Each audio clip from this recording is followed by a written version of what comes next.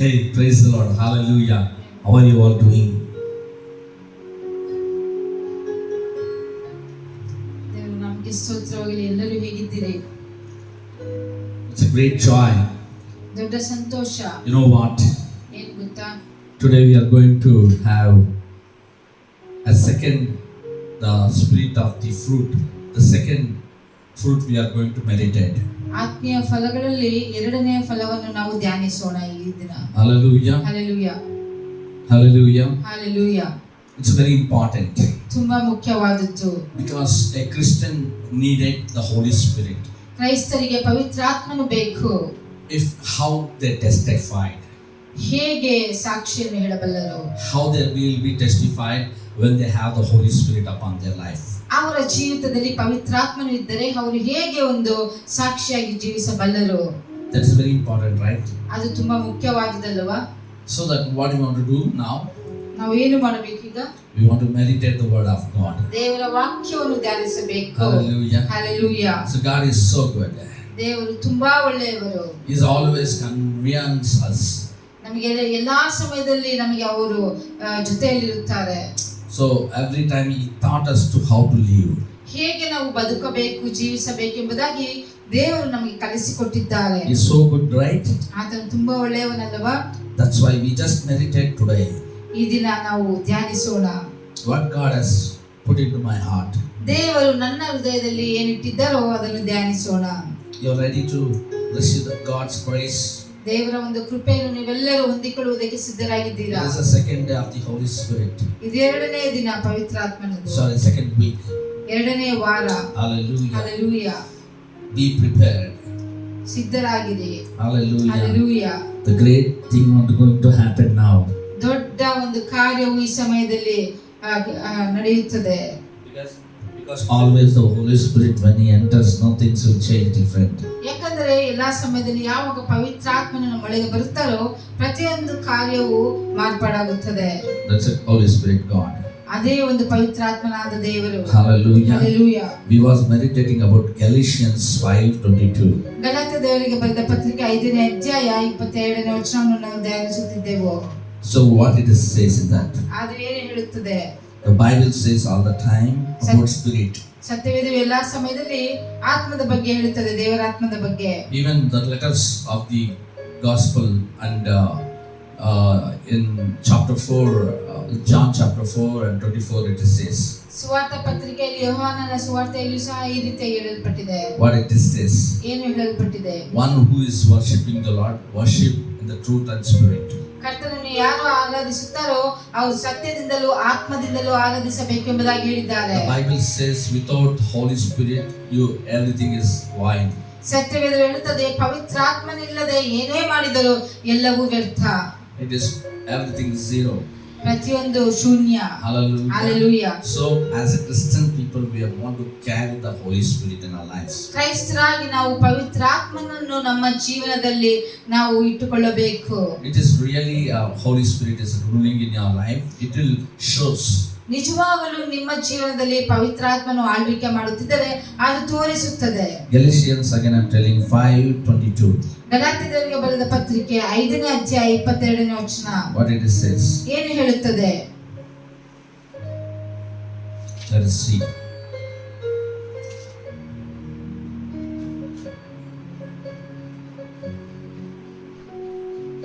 But the fruit of the Spirit is love and joy. ದೇವರಾತ್ಮನಿಂದ ಉಂಟಾಗುವ ಫಲವೇನೆಂದರೆ ಪ್ರೀತಿ, ಸಂತೋಷ. Last week we was learning about the love.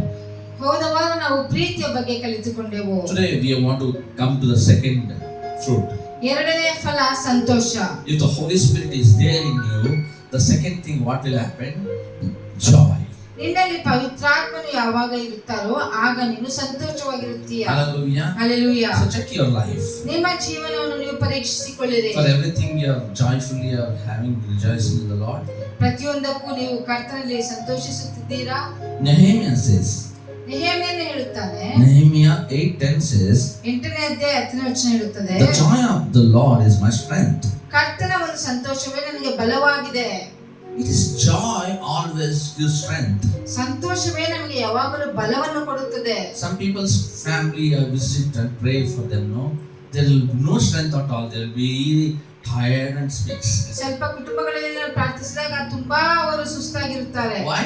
ಯಾಕೆ? There is no joy of the Lord, so the strength is not there. ಕರ್ತನ ಸಂತೋಷ ಅವರಲ್ಲಿಲ್ಲ, ಅದಕ್ಕೆ ಬಲವೂ ಸಹ ಇಲ್ಲ. The Holy Spirit I saw who have carried, who is abiding the Holy Spirit. When I go, there is a joy, always smiling, take caring, and loving people, and always energetically they will be there.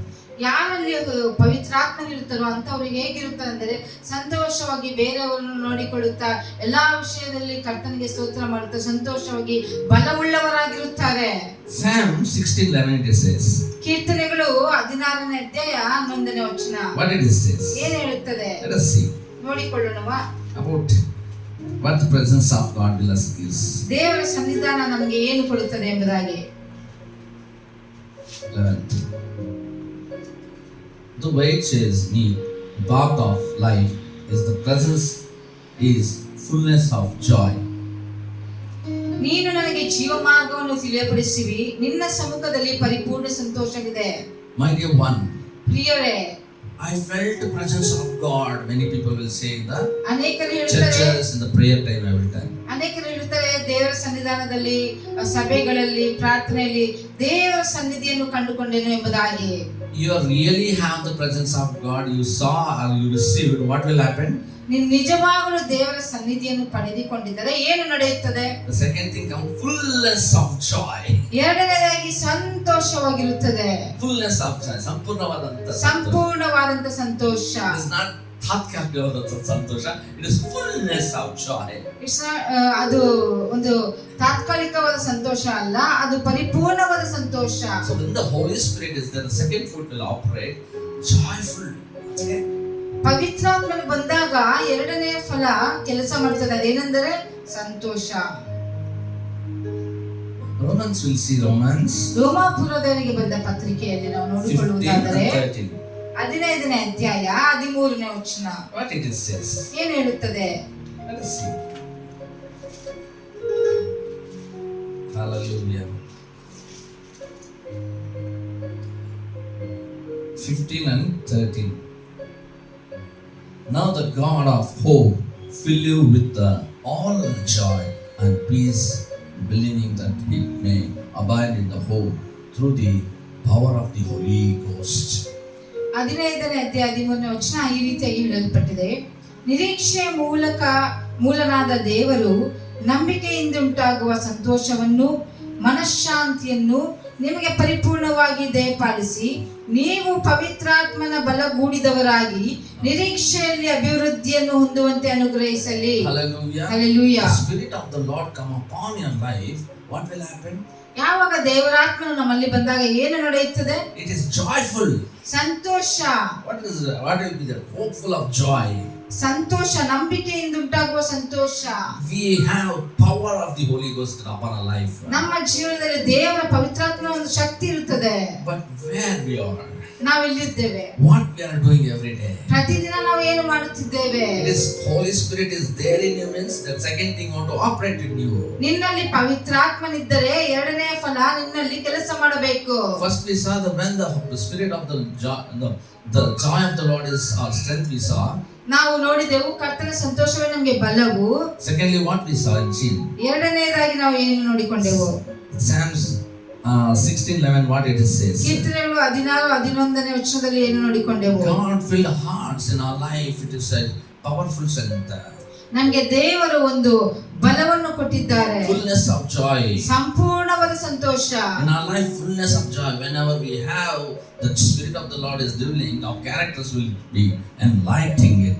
ದೇವರ ಆತ್ಮನು ನಮ್ಮಲ್ಲಿ ವಾಸಿಸಿದಾಗ ಕರ್ತನ ಒಂದು ಜೀವ ಶೈಲಿಗಳು, ಆತನ ಒಂದು character ನಮ್ಮ ಜೀವನದಲ್ಲಿ ಅದು ಹೊರಗೆ ತೋರಿ ಬರುತ್ತದೆ. We'll see James. ಯಾಕೋಬನ ಬರೆದ ಪತ್ರಿಕೆಯಲ್ಲಿ ನಾವು ನೋಡಿಕೊಳ್ಳುವುದಾದರೆ James 1 and 2. ಯಾಕೋಬನ ಬರೆದ ಪತ್ರಿಕೆ 1ನೇ ಅಧ್ಯಾಯ 2ನೇ ವಚನ. Hallelujah. Next to you.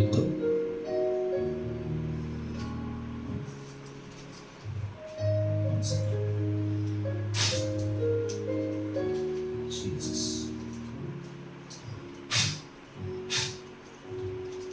Yeah.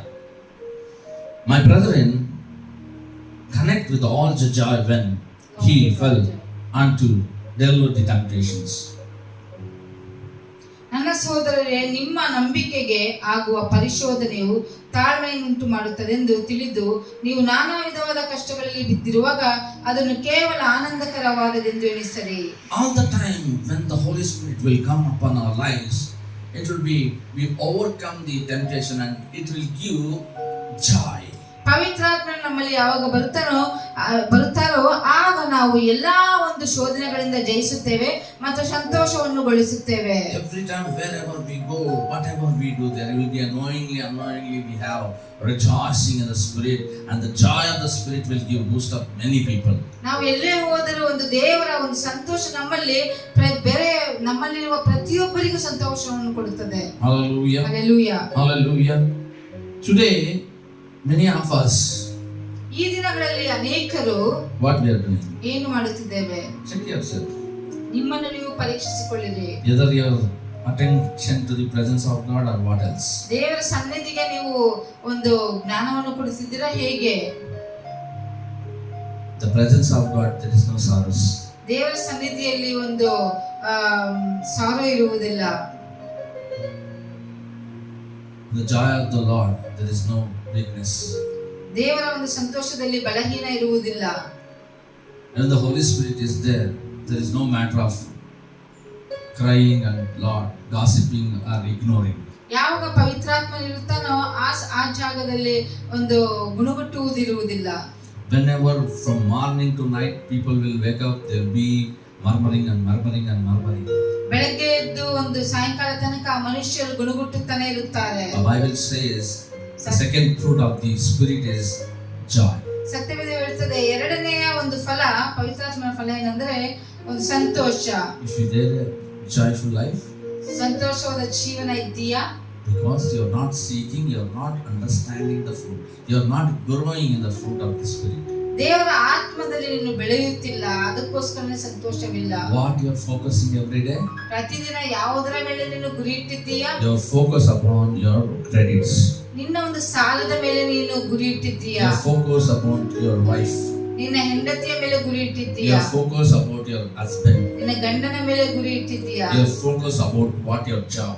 ನಿನ್ನ ಕೆಲಸದ ಮೇಲೆ ಗುರಿ ಇಟ್ಟಿದ್ದೀಯಾ? Your focus about your future. ನಿನ್ನ ಒಂದು ಎದುರುಗಾಲದ ಬಗ್ಗೆ ನೀನು ಗುರಿ ಇಟ್ಟಿದ್ದೀಯಾ? If you are focused about what dress to wear, what food to prepare.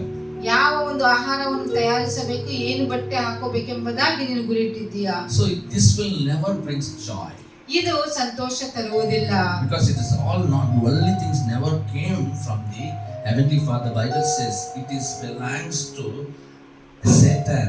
ಸತ್ಯವೇದ ಹೇಳ್ತದೆ ಲೌಕಿಕದ ಕಾರ್ಯಗಳೆಲ್ಲ ಪರಲೋಕದಿಂದ ಬಂದದ್ದಲ್ಲ, ಅದು ಸೈತಾನನಿಂದ ಬಂದದ್ದು. In letters clearly it says the lust of eye, ಕಣ್ಣಿನ ಒಂದು ಆಶೆ, and the flesh of the eye, ಒಂದು pride of the spirit, ಒಂದು ಗರ್ವವುಳ್ಳ ಆತ್ಮ. Everything came from the not from the Father. ಅದು ತಂದೆಯಿಂದ ಬಂದದ್ದಲ್ಲ. It is lust of eye always looks only what they love. ಕಣ್ಣಿನ ಆಸೆ ಏನಂದ್ರೆ ಏನು ಅದಕ್ಕೆ ಬಯಕೆ ಆಗುತ್ತದೆ ಅದನ್ನೇ ನೋಡುತ್ತದೆ. See, I will take and come this thing little back. ಸ್ವಲ್ಪ ಹಿಂದೆ ತೆಗೆದುಕೊಂಡು ಬರುತ್ತೇನೆ. In the Genesis, God has created Adam and Eve. ಆದಿಕಾಂಡದಲ್ಲಿ ಆದಾಮನನ್ನು ಅವಳನ್ನು ದೇವರು ಸೃಷ್ಟಿ ಮಾಡಿದರು. Who created first? ಯಾರು ಮೊದಲನೇದಾಗಿ ಸೃಷ್ಟಿಸಲ್ಪಟ್ಟರು? Men or women? ಹೆಂಗಸ ಗಂಡಸ? Men. ಗಂಡಸು. What happened? ಏನಾಯಿತು? How much long time God took, I don't know, for creating the woman. ಹೆಂಗಸನ್ನು ಸೃಷ್ಟಿ ಮಾಡುವುದಕ್ಕೆ ಎಷ್ಟು ದಿನ ತೆಗೆದುಕೊಂಡರು ನನಗೆ ಗೊತ್ತಿಲ್ಲ. But until this man was there, ಆ ಮನುಷ್ಯನು ಇದ್ದಾಗ ಒಂಟಿಯಾಗಿ, he never attracted to any fruit of that life. ಯಾವ ಒಂದು ಜೀವನದ ಒಂದು ಬೇರೆ ಶೋಧಿಸಲ್ಪಡಲಿಲ್ಲ. Whatever it is there, God has given, he is enjoying and seeing the cattle and animals, the garden, the fruits, he is enjoying every day. ದೇವರು ಕೊಟ್ಟಿದ್ದನ್ನೆಲ್ಲ ಅವರು ಸಂತೋಷಿಸುತ್ತಿದ್ದರು. Again woman created. ಮತ್ತೆ ಹೆಂಗಸನ್ನು ದೇವರು ಸೃಷ್ಟಿ ಮಾಡಿದರು. But men completeness of God. ಗಂಡಸು ದೇವರ ಒಂದು ಸಂಪೂರ್ಣ ದೇವರು ಸೃಷ್ಟಿ ಮಾಡಿದರು. Is alone after God created only man first. ದೇವರು ಗಂಡಸನ್ನು ಮೊದಲನೇದಾಗಿ ಸೃಷ್ಟಿ ಮಾಡಿದರು. Why men created? Why Satan not came and create the confuse in between God and the men?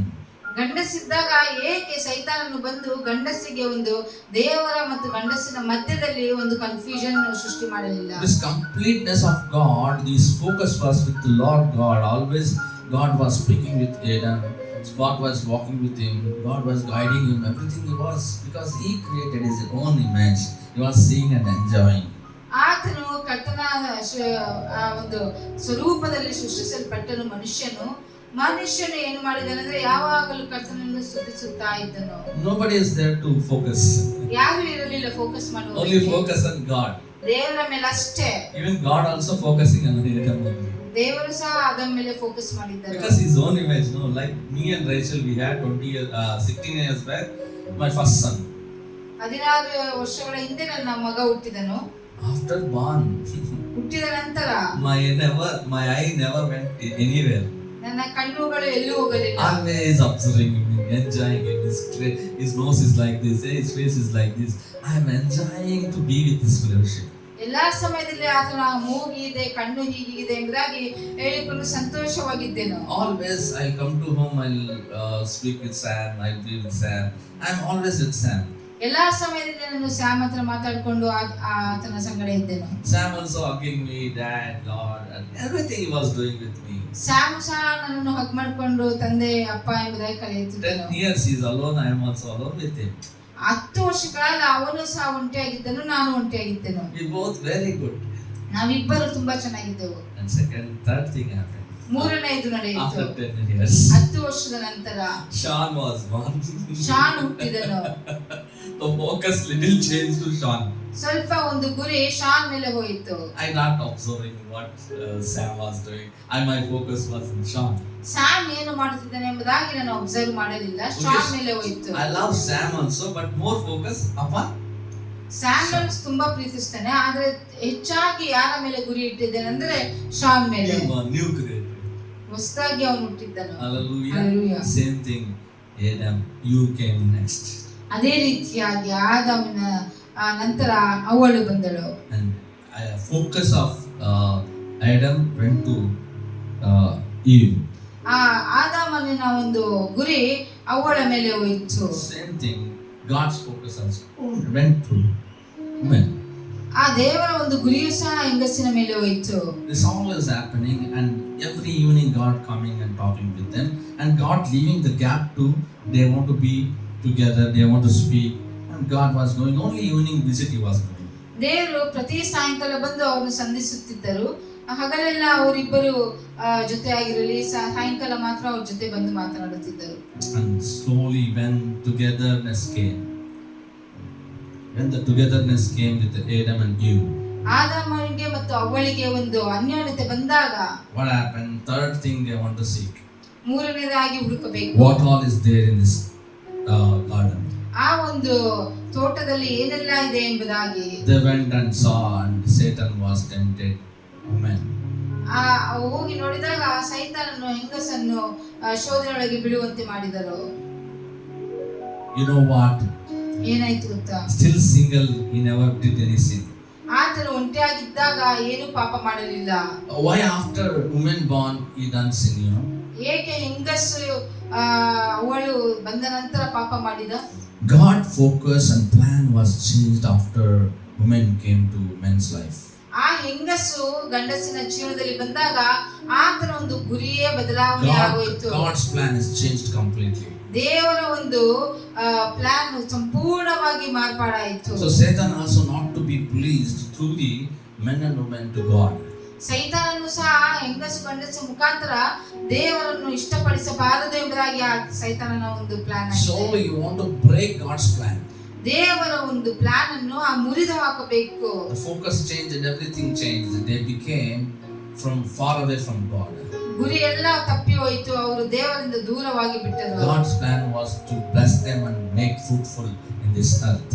ದೇವರ ಒಂದು ಪ್ಲಾನ್ ಏನಂದ್ರೆ ಅವರನ್ನು ಆಶೀರ್ವದಿಸಿ ಈ ಭೂಮಿಯ ಮೇಲೆ ಫಲವು ಭರಿತರಾಗಿ ಮಾಡಬೇಕೆಂಬುದಾಗಿ. Anybody can say God have death?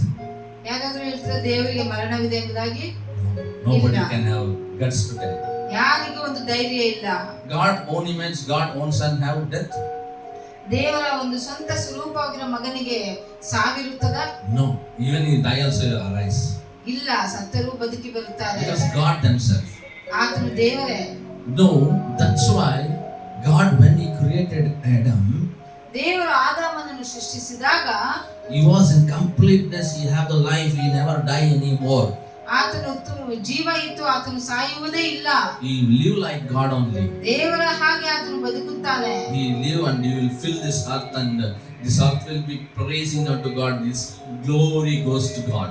ಈ ಭೂಮಿಯೆಲ್ಲ ಫಲಭರಿತವಾಗಿ ಎಲ್ಲಾ ಮಹಿಮೆ Jesus. ದೇವರ ಒಬ್ಬರಿಗೆ ಅದು ಉಂಟಾಗುತ್ತದೆ. Hallelujah. Hallelujah. So that Satan planned their change. ಅದಕ್ಕೋಸ್ಕರ ಸೈತಾನನು ಆ ಪ್ಲಾನ್ ಅನ್ನೇ ಚೇಂಜ್ Why ಮಾಡಿಬಿಟ್ಟ. I want to tell means in earthly also Holy Spirit are there with us, but our focus is in different way. ಈ ಭೂಮಿಯ ಮೇಲೆ ನಮ್ಮ ಮೇಲೆ ಪರಿಶುದ್ಧಾತ್ಮನು ಇದ್ದರೂ ಸಹ ನಮ್ಮ ಗುರಿ ಬೇರೆ ಕಡೆ ಇರುತ್ತದೆ. We are focusing all the time this worldly thing and wasting our best time. The fruit of God, fruit of Spirit is not living in us, not growing in us. ಈ ಲೋಕದ ಕಾರ್ಯಗಳಿಗೆ ನಾವು ಅನೇಕ ಸಮಯವನ್ನು ವ್ಯರ್ಥ ಮಾಡಿ ದೇವರ ಆತ್ಮದ ಫಲಗಳು ನಮ್ಮಲ್ಲಿ ಇಲ್ಲದೆ ಹೋಗುತ್ತಿದೆ. Hallelujah. Hallelujah. The joy is not there means check the Holy Spirit fruit is not growing in you. ಸಂತೋಷ ಇಲ್ಲದಿದ್ದರೆ ನೀನು ಪರೀಕ್ಷಿಸಿಕೋ, ನಿನ್ನಲ್ಲಿ ದೇವರ ಫಲವೂ ಇಲ್ಲ ಎಂಬುದಾಗಿ. God created us to give a joyful life. ದೇವರು ನಮ್ಮನ್ನು ಸೃಷ್ಟಿಸಿದ್ದು ಸಂತೋಷವಾಗಿರಬೇಕೆಂಬುದಾಗಿ. But our focus changed. We had took wantedly our death. We took our wantedly our sorrows. ನಮ್ಮ ಗುರಿ ಮಾರ್ಪಾಡಾಯಿತು. ನಾವೇ ಒಂದು ಮರಣವನ್ನು ನಾವು ಸ್ವಾಗತ ಮಾಡಿಸಿಕೊಂಡೆವು ಮತ್ತು ಎಲ್ಲಾ ಒಂದು ನಮ್ಮಲ್ಲಿ ಜೀವನದಲ್ಲಿ ಸಂತೋಷ ಇಲ್ಲದೆ ಸಂತೋಷಕ್ಕೆ ವಿರುದ್ಧವಾದ ಕಾರ್ಯಗಳು We ನಡೆಯುತ್ತಿವೆ. received sorrowness in our lives. ನಮ್ಮ ಜೀವನದಲ್ಲಿ ನಾವು ಕಷ್ಟಗಳನ್ನು ಬರಮಾಡಿಕೊಂಡೆವು. We went and we given our head and we are telling that God is not given joy. ನಮ್ಮ ತಲೆಯನ್ನು ನಾವು ಕೊಟ್ಟು ಬಿಟ್ಟು ನಾವು ಹೇಳುತ್ತಿದ್ದೇವೆ ದೇವರು ನಮಗೆ ಸಂತೋಷ ಕೊಟ್ಟಿಲ್ಲ. The Bible says, Paul says in 4th chapter in Philippians 4th chapter, what he says? ಫಿಲಿಪ್ಪಿಯರಿಗೆ ಬರೆದ ಪತ್ರಿಕೆಯಲ್ಲಿ 4ನೇ ಅಧ್ಯಾಯದಲ್ಲಿ ಏನು ಹೇಳುತ್ತಾರೆ? In 16 I think so. What he says? 16ನೇ ವರ್ಷದಲ್ಲಿ ಅನ್ಸುತ್ತೆ. He says, rejoice in the Lord, always rejoice in the Lord.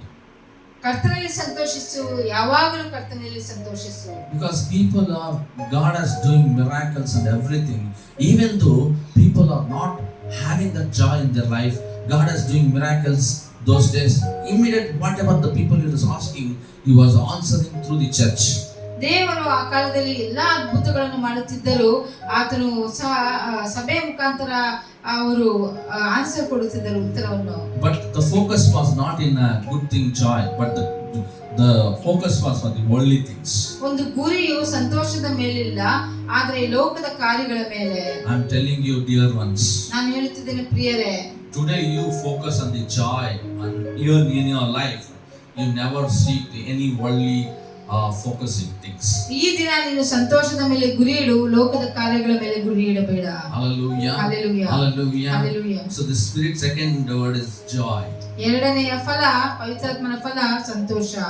So that in our lives nowadays, why we are here and there, we are triggering ourselves and we are also making others to get hurt. You know why?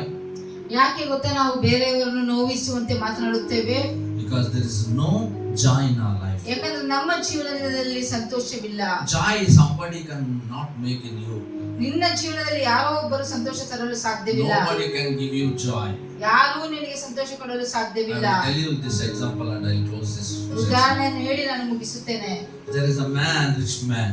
ಒಂದು ಶ್ರೀಮಂತ ಮನುಷ್ಯನಿದ್ದನು. But it's had a bad dream to him. ಆತನಿಗೆ ಒಂದು ಕೆಟ್ಟ ಕನಸು ಬಂತು. When the dream came, he never slept. ಆ ಕನಸು ಬಂದ ನಂತರ ಆತನು ಮಲಗಲಿಲ್ಲ. He was fearful.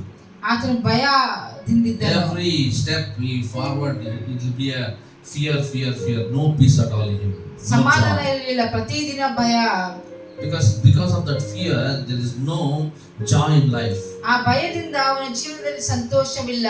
What happened? ಏನಾಯಿತು? He have wealth, he have bungalows, he have name, he have fame.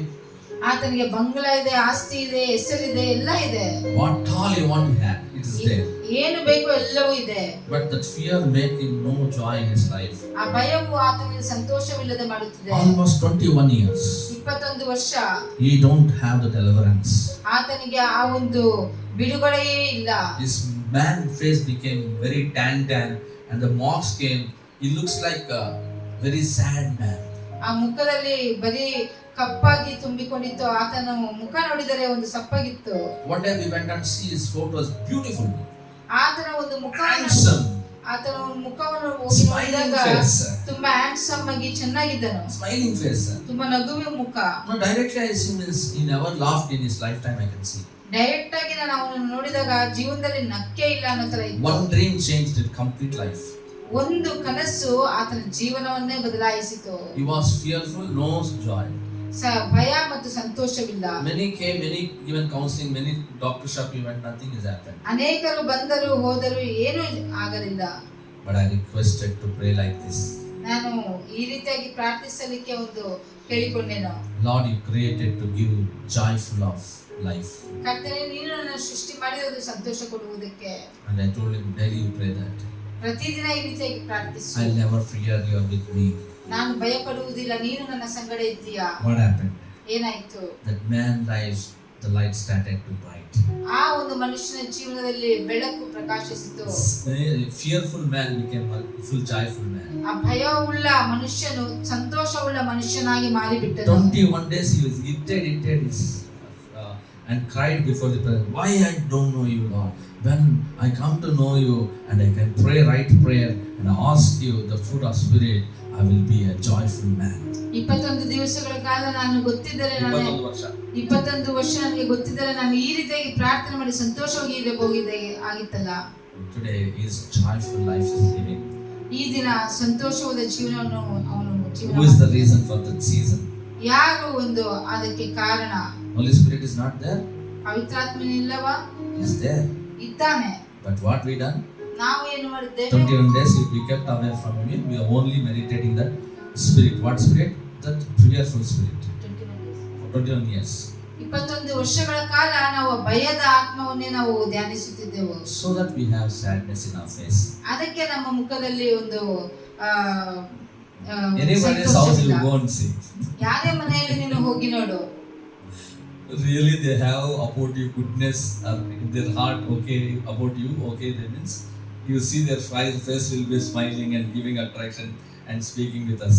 If they don't like you, you can see their face reading only. ಯಾರ ಮನೆಗಾದರೂ ಹೋದ್ರೆ ನಿನ್ನ ಬಗ್ಗೆ ಅವರು ಏನು ಅಂದುಕೊಳ್ಳುತ್ತಾರೆ ಎಂಬುದಾಗಿ ಅವರ ಮುಖದಲ್ಲೇ ನಾವು ಗೊತ್ತು ಮಾಡಬಹುದು. So when the joy of the Lord is there in you, any sorrows is there, any problems you have also don't care, you just rejoicing in the Lord. ದೇವರ ಸಂತೋಷವು ನಿನ್ನಲ್ಲಿದ್ದರೆ ನೀನು ಕರ್ತನಲ್ಲಿ ಯಾವಾಗಲೂ ಸಂತೋಷಿಸುತ್ತೀಯ. You will ignore what bad things are, what the bitter things is there in you. You ignore and you rejoice in the Lord. ನಿನ್ನಲ್ಲಿ ಕೆಟ್ಟತನ ಎಲ್ಲ ನೀನು ಕಹಿತನ ಎಲ್ಲ ನೀನು ಬಿಟ್ಟು ಬಿಟ್ಟು ಕರ್ತನಲ್ಲಿ ಸಂತೋಷಿಸುತ್ತೀಯ. Hallelujah. Hallelujah. You rejoice. I am not telling only you rejoice in the Lord only. ನಾನು ಹೇಳುತ್ತಿಲ್ಲ ನೀನು ಸಂತೋಷಿಸು ಎಂಬುದಾಗಿ. You not only rejoice in the Lord, you rejoice in every places. ಕರ್ತನಲ್ಲಿ ಸಂತೋಷಿಸು ಮತ್ತು ಎಲ್ಲಾ ಜಾಗದಲ್ಲಿ ಸಂತೋಷಿಸು. You will be rejoicing all the way. ಎಲ್ಲಾ ಸಮಯದಲ್ಲಿ ನೀನು ಸಂತೋಷಿಸು. ಎಲ್ಲಾ ಸಮಯದಲ್ಲ, ಎಲ್ಲಾ ವೇಳೆಯಲ್ಲಿ, ಎಲ್ಲಾ ಸ್ಥಳದಲ್ಲಿ ಕೂಡ ನೀನು ಸಂತೋಷ ಪಡ್ತೀಯ. Hallelujah. Not only with the Lord I am happy, Lord I am with you, correct, in everyone. It's not like that. Joy will give. If you go to sinners also, you will go to enemy also, the joy never stops you. ಸಂತೋಷ ಯಾರ ಹತ್ತಿರ ಹೋದರೂ ಪಾಪಿಗಳ ಹತ್ತಿರ ಹೋದರೂ ಆ ಸಂತೋಷ ನಮ್ಮಲ್ಲಿ ಇರುತ್ತದೆ. Hallelujah. Hallelujah. Because we don't want to lose the joy, we don't want to lose the Holy Spirit.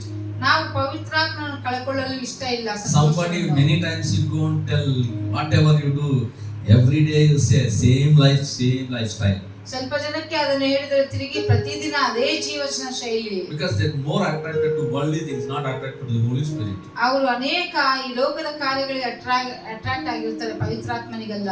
Hallelujah. Hallelujah. When the spirit of the fruit will operate, you see second thing is the joy. ಪವಿತ್ರಾತ್ಮನ ಫಲವು ನಿನ್ನಲ್ಲಿ ಒಂದು ಕೆಲಸ ಮಾಡಬೇಕಂದ್ರೆ ಎರಡನೇದು ಸಂತೋಷ. See that even Nehemiah says, no, what it says. Nehemiah ಸಹ ಏನು ಹೇಳ್ತಾರೆ? What he says? In Nehemiah, one thing he says, joy the Lord is my strength. ದೇವರ ಒಂದು ಸಂತೋಷವೇ ನನಗೆ ಬಲವಾಗಿದೆ. Why he says? ಯಾಕೆ ಆತನು ಹೇಳ್ತಾನೆ? The joy of the strength. Nehemiah those days no Holy Spirit. ನೆಹೆಮ್ಯ ಒಂದು ಆ ಕಾಲದಲ್ಲಿ ಪವಿತ್ರಾತ್ಮನಿರಲಿಲ್ಲ. It's only talking with the God. The Messiah was coming and speaking. But nowadays we have the Holy Spirit, who is the creator of joy. He is the Holy Spirit. ಆತನು ದೇವರ ಸಂಗಡ ಮಾತಾಡುತ್ತಿದ್ದನು. ಆದರೆ ಈ ಕಾಲದಲ್ಲಿ ಪವಿತ್ರಾತ್ಮನಿದೆ ನಮ್ಮ ಸಂಗಡ. He is only a creator of the Holy fruits. ಆತನೇ ಒಂದು ಫಲಗಳನ್ನು, ಸಂತೋಷದ ಫಲಗಳನ್ನು ಸೃಷ್ಟಿ ಮಾಡಿರುವ ಕರ್ತನು. Hallelujah. Hallelujah. When we call him, automatically work will done. ಯಾವಾಗ ಆತನನ್ನು ನಾವು ಆಹ್ವಾನಿಸುತ್ತೇವೋ ಆಟೋಮೆಟಿಕ್ ಆಗಿ ಕೆಲಸ ನಡೆಯುತ್ತದೆ. Hallelujah. Hallelujah. Holy Spirit is not a man. ಪವಿತ್ರಾತ್ಮನು ಮನುಷ್ಯನಲ್ಲ. It's not a someone is coming like a wind. ಏನೋ ಒಂದು ಗಾಳಿಯಾಗಿ ಬರುವುದಿಲ್ಲ. Holy Spirit is a person. We want to respect him. ಪವಿತ್ರಾತ್ಮನು ಒಬ್ಬರು ಆತನನ್ನು ನಾವು ಮರ್ಯಾದೆ ಕೊಡಬೇಕು. Hallelujah. Even Holy Spirit have the emotions. ಆ ಪವಿತ್ರಾತ್ಮನಿಗೂ ಎಮೋಷನ್ಸ್ ಇರುತ್ತದೆ. He have feelings ಇರುತ್ತದೆ. Everything like a man, how God created, he have everything. ಮನುಷ್ಯನಿಗೆ ದೇವರು ಸೃಷ್ಟಿಸಿರುವ ಮನುಷ್ಯನಿಗೆ ಏನೆಲ್ಲ ಇರುತ್ತದೋ ಎಲ್ಲವೂ ಪವಿತ್ರಾತ್ಮನಿಗೆ ಇರುತ್ತದೆ. Hallelujah. That's why we are his image. ಅದಕ್ಕೋಸ್ಕರ ನಾವು ಆತನ ಸ್ವರೂಪಿ ನಾವು. Whenever we are speaking word of God, we want to speak very very seriously and fearfully. ದೇವರ ವಾಕ್ಯವನ್ನು ಮಾತನಾಡಬೇಕಾದರೆ ನಾವು ಭಯದಿಂದ ಮಾತನಾಡಬೇಕು. Hallelujah. It's not just some words we are leaving. No. It's a word of God. ದೇವರ ವಾಕ್ಯ ಓದು. 29 years I am standing in the presence of God. 29 ವರ್ಷ ನಾನು ದೇವರ ಸನ್ನಿಧಾನದಲ್ಲಿ ನಿಂತುಕೊಂಡಿದ್ದೇನೆ. Whenever I speak the word of God, I speak through my heart. ದೇವರ ವಾಕ್ಯವನ್ನು ಮಾತನಾಡುವಾಗ ಹೃದಯದಿಂದ ಮಾತನಾಡುತ್ತೇನೆ. And I honor, I enjoy, I will believe.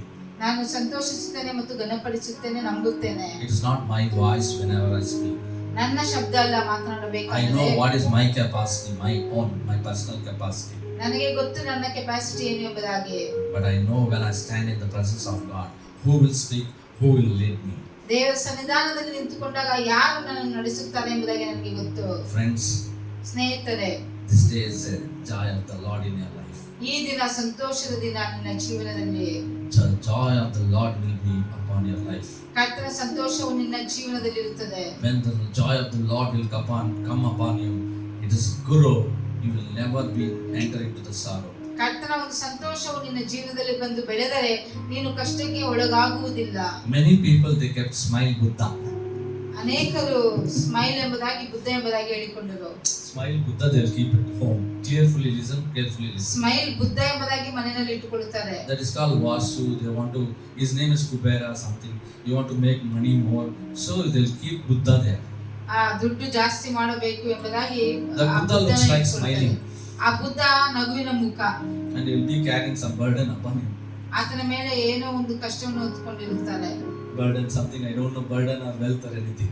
ನನಗೆ ಗೊತ್ತಿಲ್ಲ ಅದು ಆಸ್ತಿನ ಕಷ್ಟನೇ. But this fellow will be smiling. ಆದ್ರೆ ಈ ಬುದ್ಧ ನಗುತ್ತಾ ಇರ್ತಾರೆ. I went to one family. ನಾನು ಒಂದು ಕುಟುಂಬಕ್ಕೆ ಹೋದೆನು. Always mother and son is there. Always they will be fighting.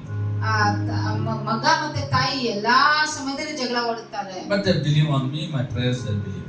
ಆದರೆ ನನ್ನ ಪ್ರಾರ್ಥನೆ ಮತ್ತು ನನ್ನಲ್ಲಿ ನಂಬಿಕೆ ಇಡುತ್ತಾರೆ. But they're traditional, they're Hindu people. ಆದರೆ ಅವರು ಹಿಂದೂ ಜನ. But their house, what is there? ಅವರ ಮನೆಯಲ್ಲಿ ಏನಿದೆ? That Kubera means that Buddha, the smiling Buddha's statue is there.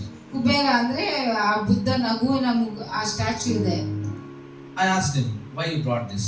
ನಾನು ಕೇಳಿದೆ ಯಾಕೆ ಇದನ್ನು ತಂದಿದ್ದೀರಿ ಎಂಬುದಾಗಿ. This is a vastu. When we keep everything will be all right and it's very blessing, he said. ಇದು ವಾಸ್ತು ಮನೆಯಲ್ಲಿ ಇಟ್ಟರೆ ಎಲ್ಲ ಒಂದು ಆಶೀರ್ವಾದವಾಗಿರುತ್ತದೆ ಎಂಬುದಾಗಿ. You have anything sense? I asked him. ನಿನಗೆ ಏನಾದರೂ ಬುದ್ಧಿ ಇದೆಯಾ ಎಂಬುದಾಗಿ ಕೇಳಿದೆ. You both are fighting like dying. This one is still smiling only. ಸಾಯುವಾಗೆ ನೀವು ಇಬ್ರು ಜಗಳವಾಡುತ್ತಿದ್ದೀರಾ, ಆದರೆ ಈ ಬುದ್ಧ ನಗುತ್ತಾನೆ ಇದ್ದಾರೆ ಎಂಬುದಾಗಿ. Meaningless meaning. ಒಂದು ಅರ್ಥವಿಲ್ಲದ meaning. ಅರ್ಥವಿಲ್ಲದ ಅರ್ಥ. They don't know, somebody said they kept. ಯಾರು ಹೇಳಿದರೋ ಅವರು ಇಟ್ಟಿದರು. Believing in the Holy Spirit. Holy Spirit when He come upon you, you will have the fruit of the joy. ಪವಿತ್ರಾತ್ಮನು ಯಾವಾಗ ನಿನ್ನ ಮೇಲೆ ಬರುತ್ತಾರೋ ಆಗ ನಿನ್ನಲ್ಲಿ ಸಂತೋಷವಿರುತ್ತದೆ. There is nothing, things will make us joy. ಒಂದು ಕಾರ್ಯಗಳು ಇಲ್ಲ, ಮನೆಯಲ್ಲಿರುವ ಕಾರ್ಯಗಳು ನಮಗೆ ಸಂತೋಷ ತರುವುದಿಲ್ಲ. My wife never ever silent. She will be taken coming to plants wherever, whichever she will go home. She will take and come some plant. She likes plant. You give 1 crore also she don't like, but she likes plants. ನನ್ನ ಹೆಂಡತಿಗೆ ಗಿಡಗಳೆಂದ್ರೆ ತುಂಬಾ ಇಷ್ಟ. ಎಲ್ಲೋದ್ರೂ ಗಿಡ ತೆಗೆದುಕೊಂಡು ಬರ್ತಾರೆ. 1 ಕೋಟಿ ಕೊಟ್ಟರು ಸಂತೋಷವಿರುವುದಿಲ್ಲ, ಆದ್ರೆ ಗಿಡ ಕೊಟ್ಟರೆ ತುಂಬಾ ಸಂತೋಷ. After taking coming 1 day 2 day, that's all. ಅದು ತಂದ ನಂತರ 1 ದಿವಸ 2 ದಿವಸ What will happen? ಏನಾಗುತ್ತದೆ? What will happen means, ಏನಾಗುತ್ತದೆ ಅಂದರೆ, thank you Jesus.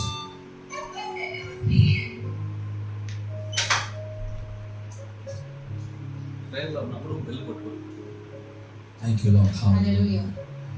Hallelujah. Hallelujah. Sorry for the disturbance. So what happened? ಏನಾಗುತ್ತದೆ? What has I was telling? Plants. Plants.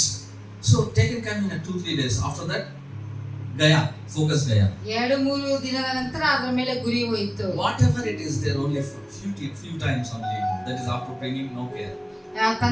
ತಂದಾಗ ಗುರಿ ಇರ್ತದೆ, ಅದಾದ ನಂತರ ಸ್ವಲ್ಪ ದಿನಗಳ ನಂತರ ಇರುವುದಿಲ್ಲ. Everything is like that, only time being. ಪ್ರತಿಯೊಂದು ಅದೇ ತರ ತಾತ್ಕಾಲಿಕ. Focus from outside always, it is time being. ಹೊರಗಿನಿಂದ ನಾವು ಗುರಿ ಇಟ್ಟಾಗ ಅದು ತಾತ್ಕಾಲಿಕವಾಗಿರುತ್ತದೆ. So the joy of the Lord, what it brings in our lives, ದೇವರ ಸಂತೋಷವು ನಮ್ಮ ಜೀವನದಲ್ಲಿ ಏನು ತೆಗೆದುಕೊಂಡು ಬರುತ್ತದೆ? it is gives lot of strength, ಅದು ಬಲವನ್ನು ತೆಗೆದುಕೊಂಡು ಬರುತ್ತದೆ. power of the Holy Ghost. ಒಂದು ಪವಿತ್ರಾತ್ಮನ ರೂಪದಲ್ಲಿ Many things will happen. ಅನೇಕ ಕಾರ್ಯಗಳು ನಡೆಯುತ್ತದೆ. So second, the fruit of the Spirit is the joy. ಎರಡನೇ ಆತ್ಮದ ಫಲವೇನೆಂದರೆ ಸಂತೋಷ. So we want to have the Spirit of the Lord in our lives, and we want to have the joy in our lives. ದೇವರ ಆತ್ಮವು ನಮ್ಮ ಜೀವನದಲ್ಲಿ ಇರಬೇಕು ಮತ್ತು ದೇವರ ಆತ್ಮ ಸಂತೋಷ ನಮ್ಮ ಜೀವನದಲ್ಲಿ ಇರಬೇಕು. It's not only telling in our lips. ನಮ್ಮ ಬಾಯಿಗಳಲ್ಲಿ ಬರೀ ಮಾತನಾಡುವುದಲ್ಲ, we want to show in our deeds. ನಮ್ಮ ಒಂದು ಕಾರ್ಯಗಳಲ್ಲಿ ಸಂತೋಷವನ್ನು ತೋರಿಸಬೇಕು. Hallelujah. Hallelujah. So may God bless you. ದೇವರು ನಿಮ್ಮನ್ನು ಆಶೀರ್ವದಿಸಲಿ. If you have the Spirit of the Lord, ದೇವರ ಆತ್ಮನು ನಿಮ್ಮಲ್ಲಿದ್ದರೆ, it is not gifts will operate. ಒಂದು ಬಹುಮಾನಗಳು ನಿಮ್ಮ ಜೀವನದಲ್ಲಿ ಒಂದು ಕೆಲಸ ಮಾಡುವುದಿಲ್ಲ. Gifts always follows. ಯಾವಾಗಲೂ ನಿನ್ನನ್ನು ಹಿಂಬಾಲಿಸುತ್ತದೆ. Gifts always follows. ಬಹುಮಾನ ಯಾವಾಗಲೂ ನಿಮ್ಮನ್ನು ಹಿಂಬಾಲಿಸುತ್ತದೆ. But fruit we want to grow day by day. ಆದರೆ ಫಲವು ಪ್ರತಿದಿನವೂ ಅದು ಬೆಳೆಸಬೇಕು. Spirit is there, seed you put, you want to grow. ಬೀಜವನ್ನು ಬಿತ್ತಿದಾಗ ಆ ಬೀಜವು ಬೆಳೆದು ಫಲ ಕೊಡಬೇಕು. Finally the Bible says, Paul says, find and seek and run and receive the peace and joy in your life. ಕಡೆಯದಾಗಿ ಪೌಲನು ಹೇಳ್ತಾನೆ, ನೀನು ಸಮಾಧಾನವನ್ನು ಹುಡುಕಿ ಅದರಿಂದ ಹಿಂಬಾಲಿಸು. Hallelujah. Hallelujah. So that when we receive it, we will have that strength and joy in our lives. ಯಾವಾಗ ನಾವು ಅದನ್ನು ಪಡೆದುಕೊಳ್ಳುತ್ತೇವೋ ನಮ್ಮಲ್ಲಿ ಜೀವನದಲ್ಲಿ ಬಲವು ಸಂತೋಷವಿರುತ್ತದೆ. Hallelujah. Hallelujah. May God bless you. ದೇವರು ನಿಮ್ಮನ್ನು ಆಶೀರ್ವದಿಸಲಿ. Smile and say hallelujah. Hallelujah. So don't leave every sorrows in your life. You are carrying the sorrows and you are talking about the word of God, you are praying, it is zero. ಕಷ್ಟಗಳನ್ನು ಹೊತ್ತುಕೊಂಡು ದೇವರ ವಾಕ್ಯವನ್ನು ಮಾತನಾಡುತ್ತಿದ್ದರೆ ಶೂನ್ಯ. When the Holy Spirit is there, He will teach what all Jesus taught to you. ಪವಿತ್ರಾತ್ಮನು ನಿನ್ನಲ್ಲಿದ್ದರೆ ಯೇಸು ಸ್ವಾಮಿ ಏನೆಲ್ಲ ಕಲಿಸಿಕೊಟ್ಟರೋ ಪ್ರತಿಯೊಂದು ನಿನಗೂ ಸಹ ಪವಿತ್ರಾತ್ಮನು ಕಲಿಸಿಕೊಡುತ್ತಾರೆ. So be joyful life.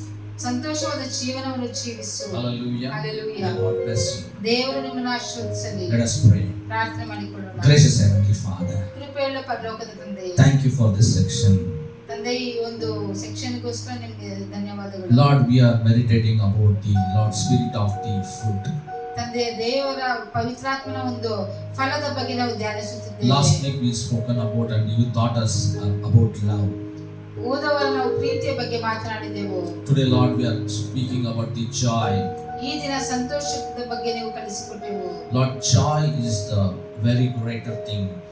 Lord, the joy will make us strength. The Lord, when we keep the joy upon you, and the Lord who will be in the joy of the Lord is the strength, beginning strength and wisdom, the Bible says. ಸಂತೋಷ ದೊಡ್ಡ ಕಾರ್ಯ. ಯಾವಾಗ ನಿಮ್ಮಲ್ಲಿ ನಾವು ಸಂತೋಷಿಸುತ್ತೇವೋ ಆ ಸಂತೋಷವು ನಮಗೆ ಬಲವನ್ನು ಕೊಡುತ್ತದೆ. Hallelujah. Hallelujah. Lord, whoever listening this, Lord, serious, Lord, let them be blessed, that let them grow in the spirit of the fruit. ಯಾರೆಲ್ಲ ಯಾರೆಲ್ಲ ಇದನ್ನು ಕೇಳಿಸಿಕೊಳ್ಳುತ್ತಿದ್ದಾರೋ ಪ್ರತಿಯೊಬ್ಬರು ಪವಿತ್ರಾತ್ಮನ ಫಲದಲ್ಲಿ ಸಂತೋಷದಲ್ಲಿ ಬೆಳೆಯಲಿ. Thank you, Lord, giving this wonderful privilege to pray. ಈ ಪ್ರಾರ್ಥನೆ ಮಾಡುವುದಕ್ಕೆ ಸುಂದರವಾದ ಅವಕಾಶವನ್ನು ನೀವು ಕೊಟ್ಟಿದ್ದಕ್ಕಾಗಿ ನಿಮಗೆ ಸ್ತೋತ್ರ. I give you all the glory, honor, power. In Jesus' mighty name we pray. ಎಲ್ಲ ಘನ ಮಹಿಮೆ ನಿಮ್ಮೊಬ್ಬರಿಗೆ ಯೇಸುವಿನ ನಾಮದಲ್ಲಿ ಪ್ರಾರ್ಥಿಸುತ್ತೇವೆ. Amen. Amen. Amen. May God bless you. ದೇವರು ನಿಮ್ಮನ್ನೆಲ್ಲ ಆಶೀರ್ವದಿಸಲಿ. We'll see you next week. ಮುಂದಿನ ವಾರ ನೋಡಿಕೊಳ್ಳೋಣ.